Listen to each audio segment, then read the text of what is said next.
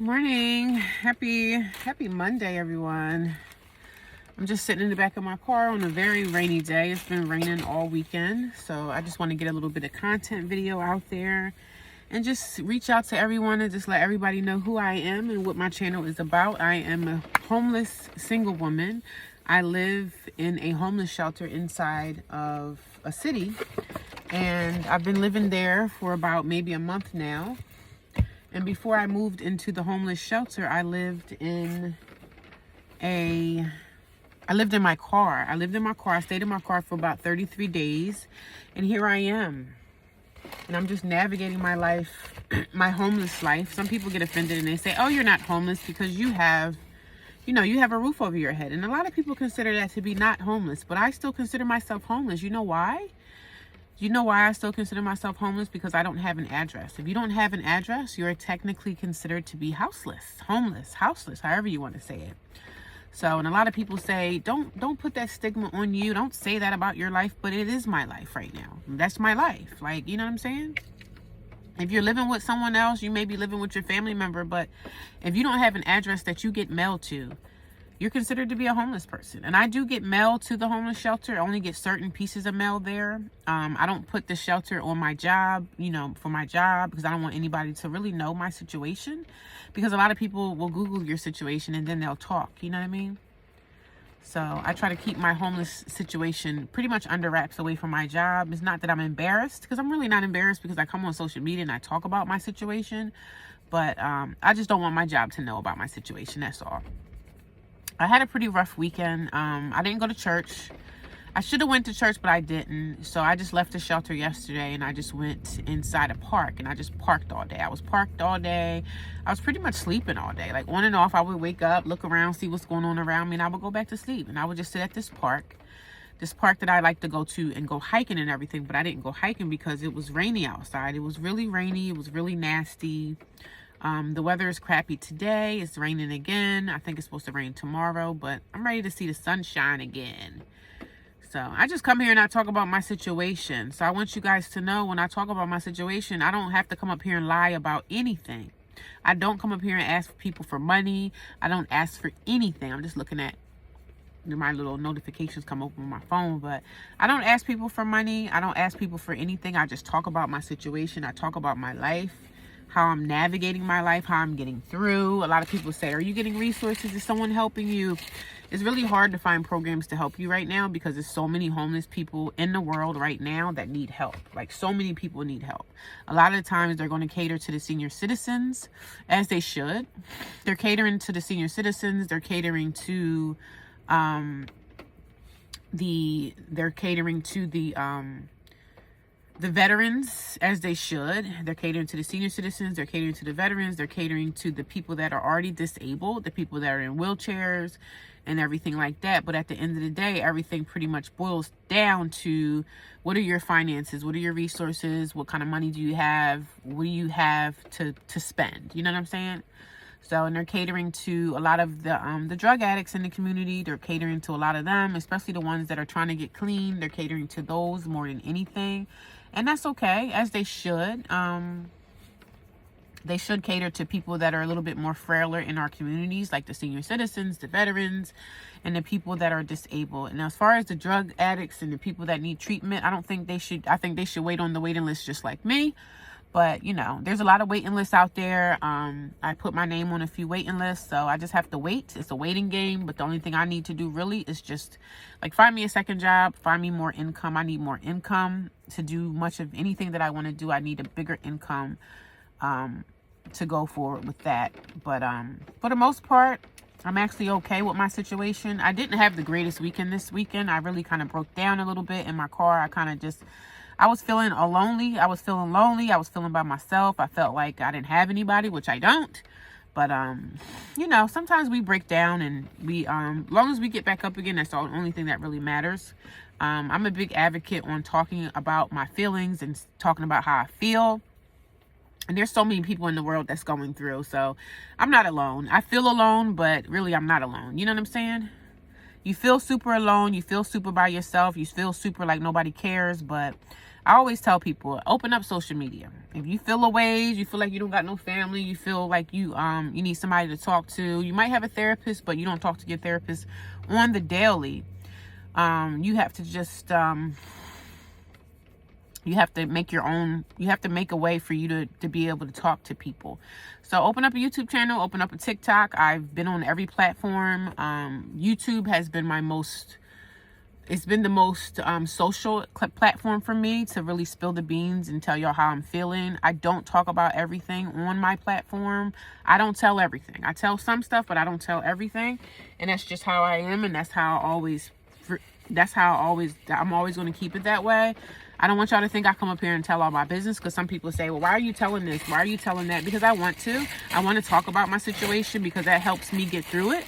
You know, there's some things I don't share because I don't want to be, people will run you through the mud if you tell everything. You know what I'm saying? So I just talk about my homeless journey, and that's what I'm going to continue to talk about on this channel, because that's the biggest downfall in my life right now. Losing my apartment in 2024. Was it 2024? No, it was 2023 when I got evicted out of my apartment. And that was the darkest moments of my life, because at that time I had a family member that opened up her home to me, and I was thankful. I was like, wow, okay, I got somewhere to go and I'm going to be okay and things will work out. But that's not what happened. So if you guys want to know anything about my homeless journey, my niece, me living with my family member, you have to go watch my videos. I have a full section that says videos, and I have another section that says shorts. The shorts are always going to be like between a minute, 2 minutes long, but most of my shorts are only a minute long. So if you guys want to know anything about my situation with my niece, I'm going to continue to talk about that. I want to make some more videos about how things transpired when I left, and I have video footage of things when I left there. I have so much that I have to find, because I want to continue to talk about my situation, because sometimes we think that we can go to family and that our family cares about us and they love us, and sometimes that's not always the case. Some people just want to be in your business so bad. They want to be close to you. They want to be in your way. They want to be in your business. They want to be close because they want to see what's going on in your life. They want to see what's going on, so when you're not around, they can go run to the next person in the family, and they can all just have something to talk about, something to gossip about. That's the situation that most of us find ourselves in. A lot of people, they don't mean good intentions when they move you into their house, because they really don't want you there. They just feel like, oh, I'm just doing a good thing. Let me feel good for myself. But most people don't want to help you.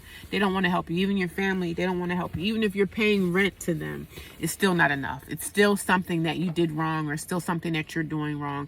If you are the type of person and you don't want someone living in your space, don't accept them into your house. The best thing you could do is love somebody and help somebody from out there. You don't have to help anybody close. You don't have to bring anybody into your space. You can always say, oh, I'm sorry you're going through this. I can't offer you housing, but I can offer a phone call. I can offer encouragement.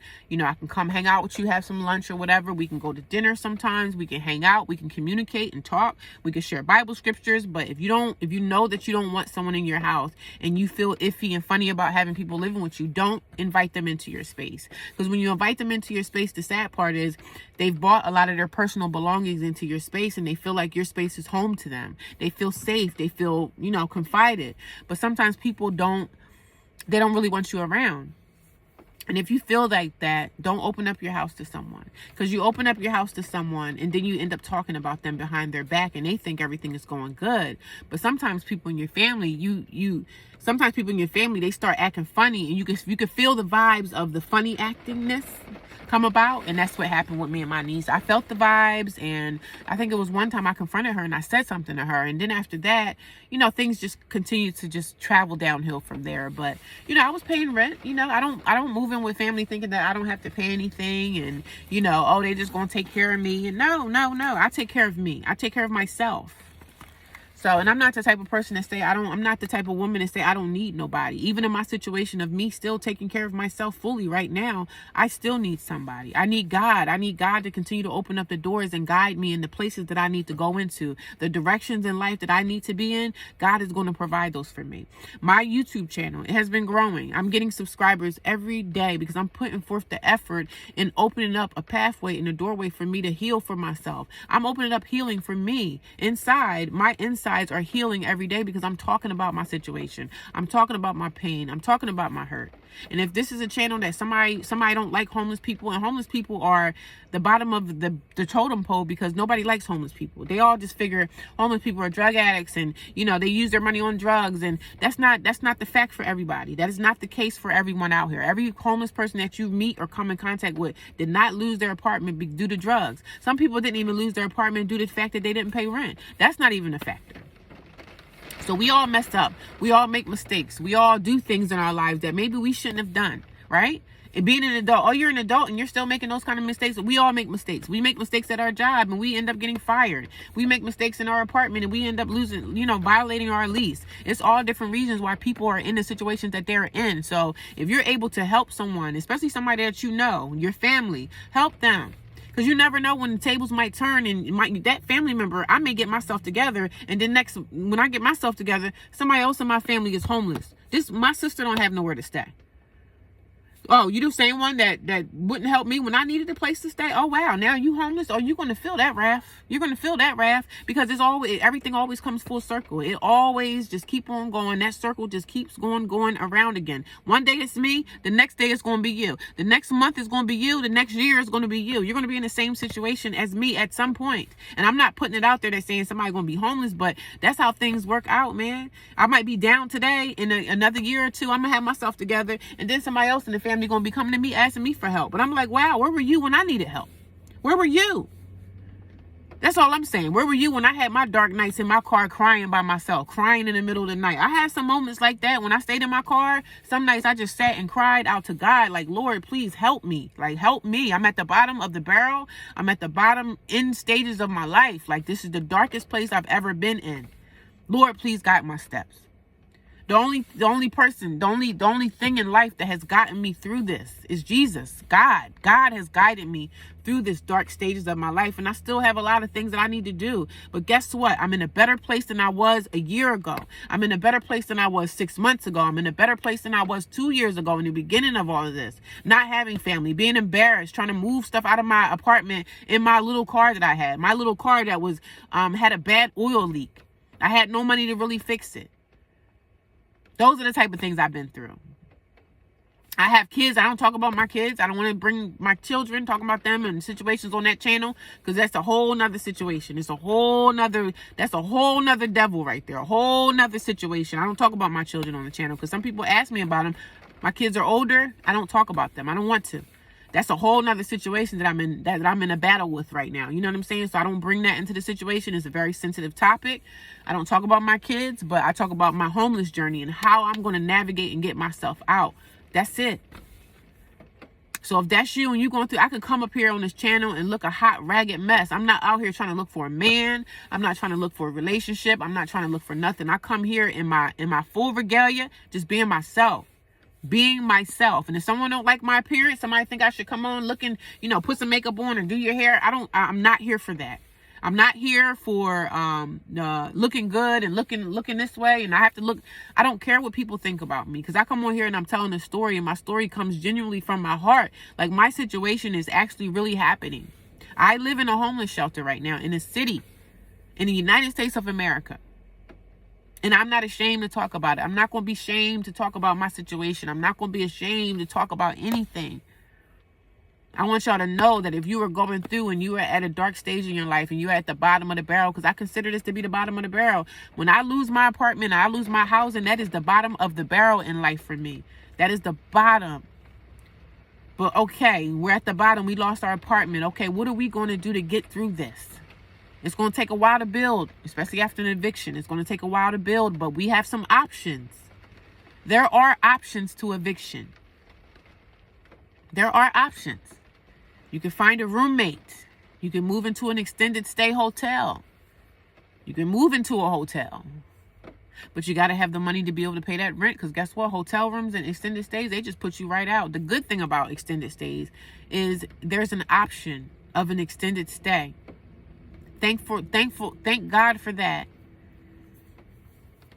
I stayed in hotels and everything, but my money dried up. My savings that I had dried up because the hotels was eating that up every week. I'm working, but I'm still having to put my money, the money that I'm working for, I have to put that into other bills. I still have other bills. Like, even though you're homeless, that doesn't mean your bills stop. It might mean your bills stop as far as your rent or your shelter bill.